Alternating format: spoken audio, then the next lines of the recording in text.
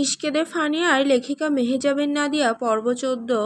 এদিকে সাদা শুভ্র পাঞ্জাবির হাতা দুটো কোনোই পর্যন্ত নিখুঁতভাবে ফোল্ড করতে করতে শারীন যখন হাসপাতালের প্রিমিয়াম কেবিন ব্লকের করিডোরে পা রাখলো, মুখে সেই চিরচেনা গম্ভীর রাশভারী ভাব। চোখের সানগ্লাসটা একটানে খুলে পাঞ্জাবির পকেটে গুজে দিল। করিডোরের নার্স আর ডাক্তাররা দেশের তরুণ ও প্রভাবশালী শিক্ষামন্ত্রীকে আচমকা এভাবে দেখে কপালে হাত ঠেকিয়ে সালাম দিচ্ছিল। কিন্তু শারীন সেসবে স্রেফ একটা পেশাদার মাথা ঝাঁকানি দিয়ে এগিয়ে গেল 104 নম্বর কেবিনের দিকে। কেবিনের দরজার কাছাকাছি আসতেই শারীনের কান খাড়া হয়ে উঠল। ভেতর থেকে তীব্র চিৎকারের আওয়াজ ভেসে আসছে। আওয়াজটার কারণ নয়, স্বয়ং আলভির। শারীন ভ্রু কুঁচকে দরজার হ্যান্ডেলটা ঘুরিয়ে ভেতরে প্রবেশ করতেই থমকে দাঁড়িয়ে গেল। ওর সেই পাথরের মতো শক্ত আর চতুর চেহারায় এক মুহূর্তের জন্য চরম বিস্ময় আর হতভম্ব ভাব ফুটে উঠল। চোখ দুটো যেন কঠোর থেকে বেরিয়ে আসার দশা হলো। কেবিনের ভেতরের দৃশ্যটা যে কোনো সিনেমাকেও হার মানতে বাধ্য করবে। হাসপাতালে ধবধবে সাদা বিছানায় আধশোয়া হয়ে আছে আলভি। তবে তার বর্তমান অবস্থা অত্যন্ত করুণ। ওর ডান হাতটা কনুই থেকে কবজি পর্যন্ত মোটা প্লাস্টারের ব্যান্ডেজে মোড়ানো, এবং সেটা একটা সাদা কাপড়ের বেল্ট দিয়ে গলার সাথে ঝুলিয়ে রাখা হয়েছে। আর আলভির ঠিক মাথার কাছে জ্বলন্ত এক আগ্নেয়গিরির মতো দাঁড়িয়ে আছে নওমি। নওমির চুলগুলো কিছুটা অবিন্যস্ত, চোখে মুখে এক চরম উন্মাদনা আর রাগ। সে একটা স্টিলের স্যালাইন স্ট্যান্ড দুই হাতে উঁচিয়ে ধরে আলভিকে মারার জন্য তাড়া করছে। শারীনকে দরজায় দেখা মাত্র আলভির শুকিয়ে চুন হয়ে যাওয়া মুখে যেন মুহূর্তের জন্য প্রাণের সঞ্চার হলো। সে বিছানা থেকে লাফিয়ে ওঠার একটা ব্যর্থ চেষ্টা করে। এক হাতে কোনো মতে গড়িয়ে গিয়ে সোজা শারীনের দীর্ঘ চওড়া শরীরের পেছনে গিয়ে আশ্রয় নিল। আলভি কায়দায় করে শারীনের 6 ফুট 2 ইঞ্চির বিশাল অবয়বটাকে ঢাল বানিয়ে ফেলল। আলভি শারীমের পাঞ্জাবির পেছনটা খামচে ধরে কাঁদো কাঁদো গলায় চেঁচিয়ে উঠল, স্যার বাঁচান স্যার, আমি শেষ। এই ডাইনি আজকে হসপিটালের ভেতরে আমার জান কবজ করে ছাড়বো। ওরে থামান স্যার। নওমি তখন রাগে অন্ধ হয়ে স্ট্যান্ডটা উঁচিয়ে ধরেছিল, কিন্তু শারীমকে হুট করে সামনে দাঁড়িয়ে পড়তে দেখে সেও 1 সেকেন্ডের জন্য থমকে গেল। শারীমের উপস্থিতি নওমির ভেতরের রাগটাকে যেন এক ঝটকে আরো উস্কে দিল। সেই স্ট্যান্ডটা একপাশে ছুঁড়ে ফেলে দিয়ে তীব্র আক্রোশে আর অভিমানে শারীমের দিকে ছুটে এলো। কোনো দিকে না তাকিয়ে শারীমের 2 কাঁধ শক্ত করে ধরে ঝাঁকাতে ঝাঁকাতে চিৎকার করে উঠল, শারীম তুই এসেছিস? দেখ শারীম, তোর এই 2 টাকার ফকিন্নি অ্যাসিস্ট্যান্টের কত বড় সাহস। এই জঘন্য লোভী ছোট লোকটা আমার অবচেতন মনের সুযোগ নিয়ে আমি মাতাল থাকা অবস্থায় আমাকে ধোকা দিয়ে বিয়ে করেছে। তুই এর একটা বিচার কর শারীম। নওমির অভিযোগে শারীমের ভ্রু দুটো আরো কুঁচকে গেল। সে আলভির ঝুলন্ত ব্যান্ডেজ করা হাতের দিকে তাকিয়ে অত্যন্ত গম্ভীর গলায় বলল, আলভি, এই হাতের এই অবস্থা কিভাবে হলো? আর নওমি যা বলছে তার সত্যতা কতটুকু? শারীমের পেছন থেকে আলভি নিজের মাথাটা সামান্য বের করে নওমির দিকে তাকিয়ে মুখটা ভেঙচিয়ে বলে উঠল, কিসের ধোকা? হ্যাঁ, রূপসী ডাইনি, মুখ সামলায় কথা বলো। বিয়ে আমি একা একা করি নাই, তুমি নিজেই পায়ে হাইটা কাজী অফিসে গেছো। আর হাতের এই অবস্থা তো তোমার ওই রাক্ষসে কামড়ের লাইগা হইছে। রাক্ষসী একটা। কি, তুই আমাকে রাক্ষসী বললি? তোর এত বড় সাহস! নওমি আবার তেড়ে গেল আলভিকে মারার জন্য। সে শারীমের আড়াল থেকে আলভিকে টেনে বের করার চেষ্টা করতে লাগলো। Stop it, both of you, just shut up. শারীমের বজ্রকণ্ঠের ধমকে ঘরের ভেতরে তাপমাত্রা এক ঝটকায় হিমাঙ্কের নিচে নেমে গেল। শারীমের চোখ দুটো জ্বলন্ত কয়লার মতো লাল। ও এক ঝটকায় নওমিকে নিজে থেকে সরিয়ে দিয়ে ওকে 2 কদম দূরে ঠেলে দিল, আর পেছন থেকে আলভিকে টেনে এনে বেডে বসিয়ে দিল। শারীম অত্যন্ত ঠান্ডা বরফ শীতল গলায় বলল, এটা কোনো ক্লাব বা রাস্তা নয় যে যা ইচ্ছে তাই করবে। এটা একটা হসপিটাল। আর আলভি, তুমি আমার পিএ। তোমার থেকে আমি এই ধরনের সস্তা চিল্লাচিল্লি আশা করি না। এখন শান্ত হয়ে বসো দুজনে, এবং আমাকে পরিষ্কার করে বলো কি হয়েছে। আলভি, তুমি শুরু করো, একদম প্রথম থেকে বলবে। শারীমের সেই খুনে চাহনি দেখে নওমি আর আলভি দুজনেরই মুখ বন্ধ হয়ে গেল। আলভি একটা ঢোক গিলে নিজের ভাঙা হাতটা সাবধানে আগলে রেখে সেই বিভীষিকাময় ঐতিহাসিক রাতের কথা মনে করতে লাগলো। প্রতিদিন রাতে আলভি কাজ শেষ করে নিজের বাড়ি ফেরে। কাল রাতেও তার ব্যতিক্রম ছিল না। ঘড়িতে তখন রাত প্রায় 2টো বাজে। শহরের একটা অভিজাত বারের কাউন্টারে বসে নওমি একের পর এক হাই ভোল্টেজ ড্রিঙ্কস গলায় ঢালছিল। পরনে ওয়েস্টার্ন ড্রেস। নওমি বারবার গ্লাসে চুমুক দিচ্ছে আর বিড়বিড় করে বলছে, কেন শারিম, কেন তুই ওই পিচ্চি মেয়েটার জন্য আমাকে মারলি? ও তোকে কি দেবে? ও তো একটা বাচ্চার মতো। ও তোকে আমার মতো ভালোবাসতে পারবে না। তুই শুধু আমার শারিম, শুধু আমার। বারের ওয়েটাররা নমিকে ভালো করেই চিনতো। তার বাবার ক্ষমতার কারণে কেউ তাকে ঘাটানোর সাহস পেত না। কিন্তু সেদিন নমি এতটাই মাতাল হয়ে পড়েছিল যে সে নিজের পায়ে সোজা হয়ে দাঁড়ানোর ক্ষমতা হারিয়ে ফেলেছিল। এক সময় বার বন্ধ হওয়ার সময় হলে সিকিউরিটিরা তাকে কোনো মতে ধরে বারের বাইরে রাস্তার পাশে এনে ট্যাক্সি ডেকে দেওয়ার চেষ্টা করছিল। কিন্তু নমি তাদের ঝাড়ি মেরে সরিয়ে দিয়ে নিজেই টলতে টলতে রাস্তায় নেমে আসে। রাস্তা তখন প্রায় জনমানবহীন। দুই একটা দ্রুতগতির গাড়ি হেডলাইট জ্বালিয়ে চলে যাচ্ছিল। ঠিক সেই সময় ওই রাস্তা দিয়েই নিজের গাড়িটা চালিয়ে বাড়ি ফিরছিল আলভি। সারাদিন অফিসের খাটুনি, বসের সঙ্গে কাজের সূত্রে এদিক ওদিক ছোটাছুটি, সব মিলিয়ে আলভির শরীর আর মন দুই ক্লান্ত ছিল। সে স্টিয়ারিংয়ে হাত রেখে গুনগুন করে গান গাইছিল আর ভাবছিল, আহা, জীবনটা যদি একটু রোমান্টিক হইতো, বসের মতো আমারও যদি একটা সুন্দরী বউ থাকতো। এসব ভাবতে ভাবতে আলভি আপন মনে ড্রাইভিং করছিল। ঠিক তখনই ওর গাড়ির হেডলাইটের আলোয় ধরা পড়ল একটা মেয়ে মাঝ রাস্তায় একদম মাতাল অবস্থায় ডানে বামে দুলতে দুলতে হেঁটে আসছে। মেয়েটা এতটাই অপ্রকৃতস্থ যে যে কোনো মুহূর্তে কোনো বড় গাড়ির নিচে চাপা পড়ে যেতে পারে। আলভি কড়া করে ব্রেক চাপলো। শব্দ করে গাড়িটা মেয়েটার থেকে মাত্র 2 ফুট দূরে গিয়ে থামলো। আলভি কপালে হাত দিয়ে একটা বড় দীর্ঘশ্বাস ফেলে গাড়ি থেকে নামলো। মনে মনে বিড়বিড় করলো, কোন পাগলি রে ভাই মাঝরাতে মরতে আসছে। অগত্যা আলভি গাড়ি থেকে নেমে এসে মেয়েটার মুখের ওপর ফোনের ফ্ল্যাশ অন করতেই বুকের বাঁ পাশে 440 ভোল্টের একটা ইলেকট্রিক শক লাগলো। ওর চোখ দুটো বড় বড় হয়ে গেল। শার্টের পকেটে হাত দিয়ে সে নিজের বুকটা চেপে ধরলো। আরে, এ তো বসের সেই রূপসী ডাইনি বান্ধবীটা। 1 মাস আগে মৃধা নিবাসে নবমীকে প্রথম নজরেই দেখে আলভিহর প্রেমে হাবুডুবু খেতে শুরু করেছিল। যদিও সে জানতো এই মেয়ে বসের জন্য পাগল, তাও মনের ভেতর একটা অবাধ্য চারাগাছ গজিয়ে উঠেছিল। আজ সেই মেয়েকে এভাবে মাঝ রাস্তায় অসহায় অবস্থায় দেখে আলভির ভেতরের মজনু এক নিমেষে জেগে উঠল। আলভি দ্রুত নওমির দিকে এগিয়ে গেল এবং অত্যন্ত নরম গলায় বলল, নওমি মিস, আপনি এখানে এই অবস্থায়? আপনার গাড়ি কোথায়? বাড়ি যাবেন না? নওমি আধবোঝা চোখে আলভির দিকে তাকালো।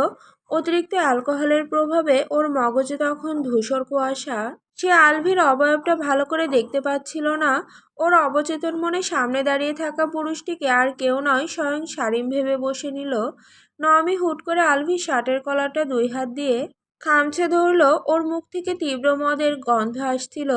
সে আলভির মুখের একদম কাছে নিজের মুখটা নিয়ে এসে জড়িয়ে জড়িয়ে বলল, শারিম, তুই এসেছিস। আমি জানতাম তুই আমাকে ফেলে যেতে পারবি না।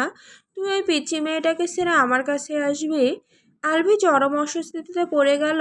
সে নওমের হাত দুটো আলতো করে সরানোর চেষ্টা করে বলল, আরে মিস, আমি শারিম স্যার না, আমি আলভি, বসের পেয়ে। আপনি ভুল করছেন। চলুন আপনাকে গাড়িতে করে বাড়ি পৌঁছে দেই। কিন্তু নওমি কোনো কথাই শুনল না। সে আলভিকে রাস্তার পাশের একটা রেলিংয়ের ওপর টেনে নিয়ে বসালো এবং নিজেও তার পাশে ধপাস করে বসে পড়ল। এরপর শুরু হলো নওমির কষ্টের কথার ফুলঝুরি। সে কাঁদতে কাঁদতে নিজের চুল খামচে ধরে বলতে লাগলো, সবাই আমাকে রিজেক্ট করে, আমার বাবা আমাকে বোঝে না, তুই আমাকে বুঝলি না। আমি তোকে এত ভালোবাসি, তাও তুই আমাকে থাপ্পড় মারলি। ওই বাচ্চার জন্য। আলভি চুপচাপ বসে নওমির ওই চোখের জল, ওই লাল হয়ে যাওয়া নাক আর অবাধ্য জেদটার দিকে তাকিয়ে রইল। ওর বুকের ভেতর কেমন যেন একটা ওলটপালট হয়ে যাচ্ছিল। মনে মনে বলল, আহারে, কি মারাত্মক ভালোবাসা বসের জন্য। অথচ বস ওরে লাথি মেরে বের করে দেয়। কপাল খারাপ আমার, আমি এখানে এর উপর মন দিয়ে বসে আছি, আরও অন্য কারোর জন্য কাঁদতেছে। নওমি হঠাৎ কান্না থামিয়ে আলভির দিকে ফিরল। চোখ দুটো নেশায় আর কান্নায় জবা ফুলের মতো লাল। সে আলভির শ্যামলা গোলগাল মুখের দিকে তাকিয়ে নিজের হাতটা আলভির গালে রাখলো। আলভি তো লজ্জায় একদম জমে বরফ।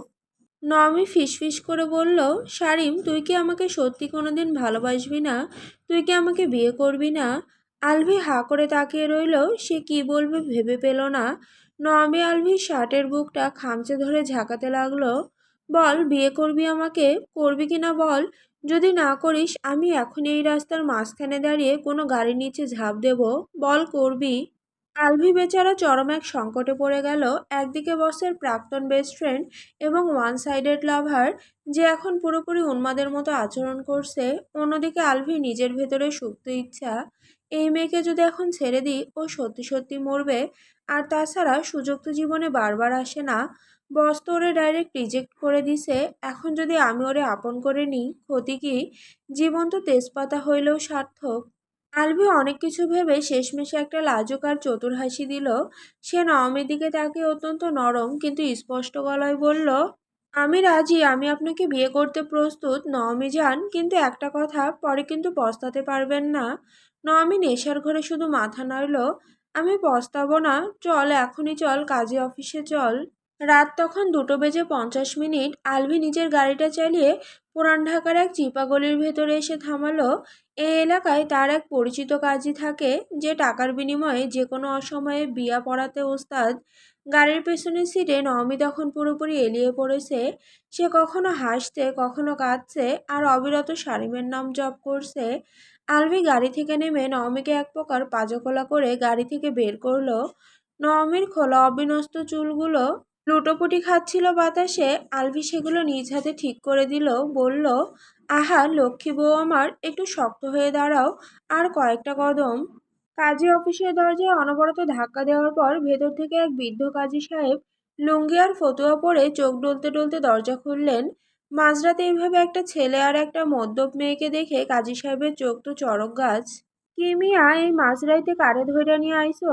মেয়েটার তো দেখি পা চলতাছে না, মদ খাইছে নাকি? কাজী সাহেব নাক কুঁচকে বললেন।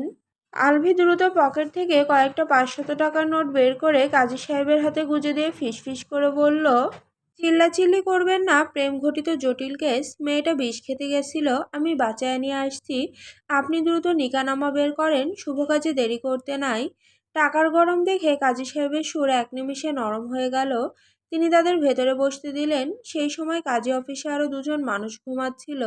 একজন হলো কাজী সাহেবের অ্যাসিস্ট্যান্ট মকবুল, আর অন্যজন কাজীর ভাগ্নে পল্টু, যে গ্রাম থেকে ঢাকা বেড়াতে এসেছে। কাজী সাহেব তাদের ডেকে তুললেন। এই মকবুল পল্টু, ওট বেটারা, সাক্ষী হইতে হইব, খাতা কলম লইয়া বস। মকবুল আর পল্টু চোখ ডলতে ডলতে টেবিলের সামনে এসে বসলো। নয়মি তখন কাজের চেয়ারের ওপর সোজা হয়ে বসার চেষ্টা করছিল, কিন্তু বারবার ডানে বামে হেলে পড়ছিল। কাজী সাহেব খাতা খুলে লিখতে শুরু করলেন, মেয়ের নাম কি? নয়মি হঠাৎ টেবিলের উপর একটা থাপ্পড় মেরে চেঁচিয়ে উঠল, আমার নাম নওমি, তেজরিন খান নাওমি। আমি শারিমের বউ, লেখো শারিম মৃধা। আলভি দ্রুত নওমের মুখটা নিজের হাত দিয়ে চেপে ধরে কাজী সাহেবকে বলল, হুজুর, বরের নাম আলভি হোসেন, আপনি লেখেন। নওমি আলভির হাতটা কামড়ে দেওয়ার চেষ্টা করলো। সে টেবিলের ওপর রাখা কালির দেওয়ারটা এক হাত দিয়ে উল্টে দিল। নীল কালি গিয়ে পড়ল কাজী সাহেবের ধবধবে সাদা ফতুয়ার ওপর। আস্তাগফিরুল্লাহ, এটা কি করলো এই বেডি? কাজী সাহেব চিৎকার করে উঠলেন, হুজুর রাগ করবেন না, আমি আপনার নতুন ফতুয়া কেনার জন্য টাকা দিব। আলভি আরেকটা নোট বাড়িয়ে দিল। পাশ থেকে মকবুল যখন নওমিকে জিজ্ঞাসা করলো, কন্যা, আপনি কি 112 টাকা দেনমোহরে আলভি হোসেনকে স্বামী হিসেবে কবুল করিয়া লইলেন? নওমি টেবিলের ওপর মাথা রেখে বিড়বিড় করলো। সে মকবুলের দিকে তাকিয়ে বলল, কবুল? কারে কবুল? শারিম রে। হ্যাঁ কবুল, কবুল, 100 বার কবুল।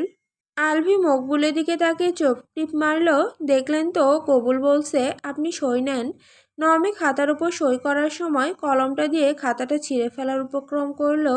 সে সই করলো ঠিকই, কিন্তু সেটা সোজা লাইনে না হয়ে একটা আঁকাবাঁকা জিলাপির মতো হলো। আলভি নিজের সইটা অত্যন্ত নিপুণভাবে এবং গর্বের সাথে সম্পন্ন করলো। সাক্ষী হিসেবে মকবুল আর পল্টু তাদের দস্তখত বসিয়ে দিল। পল্টু নওমির দিকে হাঁ করে তাকিয়েছিল। সে আলভির কানে ফিসফিস করে বলল, ভাই, আপনি তো খাসা মাল পটানি দিছেন, কিন্তু আপনার কপালে যে শনি আছে হেডা বুঝতেছেন? আলভি পল্টুর পিঠে একটা থাপ্পড় মেরে বলল, চুপ কর বেটা, বিয়া হইছে এটাই অনেক। বিয়ে সম্পন্ন হওয়ার পর আলভি নওমিকে আবার গাড়িতে নিয়ে আসার জন্য ধরল। নওমি হঠাৎ আলভির দিকে ঘুরে তাকালো। নেশার ঘরে ওর কেন জানি মনে হলো এটা শারিম নয়, সামনে দাঁড়িয়ে থাকা শারিমরূপী লোকটা তাকে ধোঁকা দিচ্ছে। নওমি তীব্র কর্কশ গলায় চেঁচিয়ে উঠল, তুই আমার শারিম নোস, তুই কে রে ছোট লোক? এই বলে নওমি আলভির ডান হাতটা শক্ত করে ধরে নিজের ধারালো দাঁত দিয়ে এক কামড় বসিয়ে দিল। এবং একই সাথে আলভিকে ধাক্কা দিয়ে ফেলে দিল কাজী অফিসের সিঁড়ি থেকে। আলভি বেচারা সিঁড়ি দিয়ে গড়িয়ে নিচে পড়ে গিয়ে একটা ভাঙা ইটের উপর ল্যান্ড করলো। আর মট করে একটা শব্দ হলো ডান হাতের হাড়ে। আহ, মরে গেলাম রে! আলভি চিৎকার করে উঠল, কিন্তু সেই ভাঙা হাত নিয়েই সে কোনো মতে নবমীকে গাড়িতে তুলে হসপিটালে নিয়ে এসেছিল। শারীম এতক্ষণ হাত গুটিয়ে দেওয়ালে পিঠ থেকে অত্যন্ত মনোযোগ দিয়ে আলভির বর্ণনা শুনছিল। ওর ঠোঁটের কোণে সেই চেনা চতুর আর বাঁকা হাসিটা আবার ফুটে উঠল। সে নবমীর দিকে তাকালো, যে এতক্ষণ রাগে লাল হয়ে এক কোণে দাঁড়িয়ে নখ কামড়াচ্ছিল। নবমী শারীমের দিকে তাকিয়ে চিৎকার করে বলে উঠল, শারীম, তুই এই ছোট লোকের কথা বিশ্বাস করছিস? ও একটা আস্ত জোচ্চোর। ও আমাকে কোনো ড্রাগস খাইয়েছিল হয়তো। আমি কেন এই 2 টাকার অ্যাসিস্ট্যান্টকে বিয়ে করব? আমার স্ট্যাটাস কি আর এর স্ট্যাটাস কি?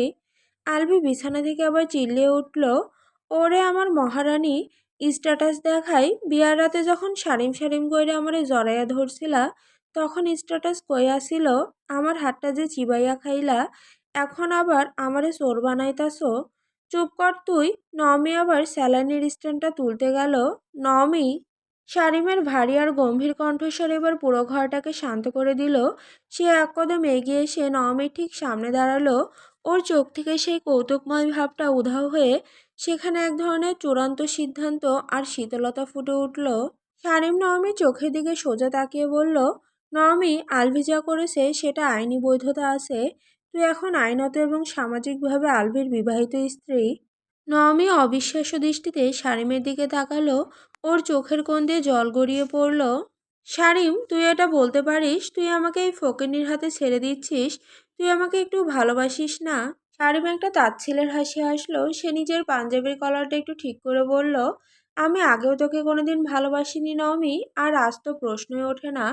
আমার ঘরে আমার স্ত্রী আছে, আর তোর জন্য আলভি একদম পারফেক্ট। শারীম এবার আলভির দিকে ফিরল। আলভি তখন বসের এই ঐতিহাসিক রায় শুনে মনে মনে আলহামদুলিল্লাহ পড়ছিল। শারীম আলভিকে বলল, আলভি, তোমার এই ভাঙা হাতের জন্য তোমাকে 1 সপ্তাহের ছুটি দেওয়া হলো। তবে হ্যাঁ, ছুটিটা কিন্তু হানিমুনের জন্য নয়, নিজের হাত ঠিক করার জন্য। আর আজ থেকে তোমার স্ত্রীর সমস্ত দায়িত্ব তোমার। জি স্যার। নমি কাঁপতে কাঁপতে সোফার উপর বসে পড়ল। শারীমকে পাওয়ার সমস্ত রাস্তা আজীবনের জন্য বন্ধ হয়ে গেছে। এখন তার কপালে এই আলভি নামের অদ্ভুত ছেলেটাই লেখা আছে। ভাবতেই বেচারি রাগে ফেটে পড়ছে। শারীম আর এক মুহূর্ত সেখানে দাঁড়ালো না। সে নিজের পকেট থেকে সানগ্লাসটা বের করে চোখে পড়ল। দরজার দিকে এগিয়ে গিয়ে হ্যান্ডেলটা ধরে সে পেছন ফিরে আলভিকে একটা শেষ বাঁকা হাসি উপহার দিয়ে বলল, শুভ বিবাহিত জীবন আলভি। ডাইনিংয়ে সামলানোর জন্য অল দ্য বেস্ট। কথাটা বলে শিক্ষামন্ত্রী মৃধা আবরার শারীম নিজের চিরচেনা দর্পিত ভঙ্গিতে জুতোর খটখট শব্দ তুলে হাসপাতালের করিডোর দিয়ে বেরিয়ে গেল। আর কেবিনের ভেতরে আলভি অত্যন্ত লাজুক আর চতুর চোখে নওমীর দিকে তাকিয়ে মনে মনে বলল, আহা, তেজপাতা হইলেও জীবনটা আজ থেকে সার্থক হইয়া গেল।